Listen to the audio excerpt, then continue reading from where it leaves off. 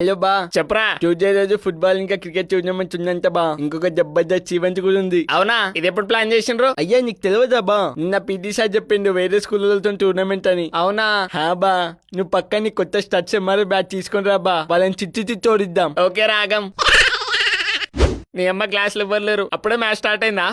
Ground లో ఎవరు లేరేంది? మ్యాచ్ ఎక్కడైతుంది? Bablu, good morning sir. Ground లో ఏం చేస్తున్నావురా? మ్యాచ్ అవుతుందంటే వచ్చిన సార్. మ్యాచ్ లేదు గారా, ఈవెంట్ ఉంది. అమ్మ బాబాయ్, మ్యాచ్ లేదా? ఏం ఈవెంట్ సార్? రాఖీ ఈవెంట్ రా.